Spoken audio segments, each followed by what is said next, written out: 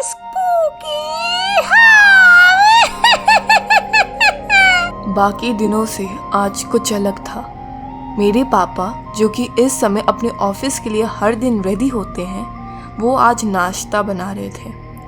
और बाद में मुझे पता चला कि मेरी मम्मी की तबीयत सही नहीं है और वह आज लेट से उठी। जब मैंने अपनी मम्मी से पूछा कि आज वह इतना लेट क्यों उठी हैं, तो उन्होंने मुझे सब कुछ बिना छुपाए बता दिया। उन्होंने कहा, आज मैंने एक खौफनाक सपना देखा। आज मेरे सपने में मुझे मेरे पापा दिखे, जबकि वह 2 साल पहले ही मर चुके हैं। वह एक जिंदा लाश दिख रहे थे। मेरी मम्मी को समझ में नहीं आया कि उनको उनके पापा अपने सपने में क्यों दिखे। मेरी मम्मी ने आगे बताया कि उनके पापा ने उनसे कहा, मैं मरा नहीं हूँ, मुझे कॉफिन में जिंदा गाड़ दिया गया है। जल्दी से अपने पति को बोलो कि वह मुझे उस कॉफिन से बाहर निकाले। मेरे नाना बहुत शराब पीते थे और वह हर समय नशे में ही रहते थे। एक दिन मेरे नाना को लोगों ने एक कार के पास देखा। उस कार का एक्सीडेंट हुआ था और नाना वहीं पे गिरे हुए थे। सबको लगा कि वह मर चुके हैं, इसलिए उन लोगों ने उनको कॉफिन में डाल दिया। जब नाना नशे से होश में आए तो उन्होंने देखा कि वह एक डब्बे में बंद है और उन्हें समझ में आया कि वह डब्बा एक कॉफिन था। उन्होंने अपने सारे उंगलियों से उस डब्बे को नोचने की कोशिश की। उन्होंने बहुत चिल्लाया, पर फिर भी किसी ने कुछ नहीं सुना। उन्होंने मेरी माँ को सपने में अपने हाथ दिखाए, जो कि बहुत ही ज़्यादा बुरी हालत में थे। उनकी उंगलियों से साफ साफ दिख रहा था कि उन्होंने उस डब्बे में से निकलने की पूरी कोशिश की थी, पर वह निकल नहीं पाए।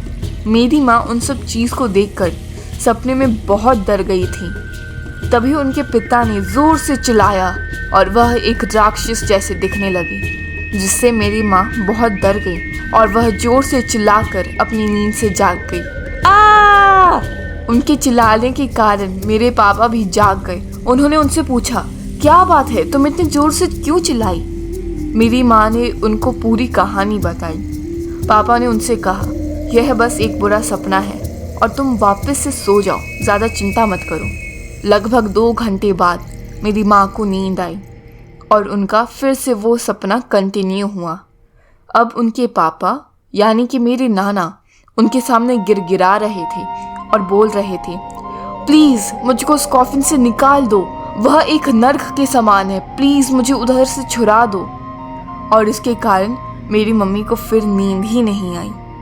वह सुबह खाना भी सही से नहीं खा रही थी। उनको वही चिंता सताए जा रही थी कि आज पूरे 2 साल के बाद उनको वह सपना क्यों दिख रहा है। मेरे पापा ने मेरी मम्मी को बोला, तुम अपनी माँ को फ़ोन लगाओ और इसके बारे में बात करो। पर मेरी माँ और मेरी नानी में ज़्यादा बातें नहीं होती थी, क्योंकि उनकी माँ उनसे नाराज़ थी और वह क्यों नाराज़ थी यह मुझे नहीं पता। अगले दिन जब मैं स्कूल से वापस आया, मैंने देखा कि मेरी नानी घर पर है। शायद उन दोनों ने इसके बारे में बातें की थी, इसलिए वह आ गई। उन्होंने बताया कि उनको भी ऐसे सपने आ रहे थे और फिर उन्होंने एक तांत्रिक से बात की। उस तांत्रिक ने झाड़ फूँक किया और उसके बाद उनको वह सपने आने बंद हो गए कुछ हद तक। अभी भी कभी कभी उनको अपने सपने में मेरी नाना दिखते थे। उनको वह शराब पीते हुए दिखते और फिर वह चले जाते। मेरी माँ ने नानी से पूछा, आपने ये बात हमें क्यों नहीं बताई? पर नानी ने कुछ नहीं बोला। हम फौरन ही अपने गांव की ओर चल दिए। हमारा गांव शहर से सिर्फ 5 घंटे की ही दूरी में था। रात में जब मेरी माँ सोई तो उनको फिर वही सपना आ रहा था, जिसके कारण वह सो नहीं पा रही थी। अगले दिन तांत्रिक को बुलाया गया। उन्होंने सबसे पहले कब्र खुदवाई और उसमें से नाना का कॉफिन को बाहर निकलवाया। जब कॉफिन को खोला गया, मेरी नाना की हालत देखकर सब डर गए। उनके नाखून टूटे और छिले हुए थे। उनके कॉफिन के अंदर के साइड में नोचने के निशान थे। यह देखकर साफ साफ समझ में आ रहा था कि नाना जिंदा थे जब उन्हें सबने कॉफिन में डाल दिया। तांत्रिक ने कुछ मंत्र फूका और उनके शरीर को जलवाने के लिए कहा।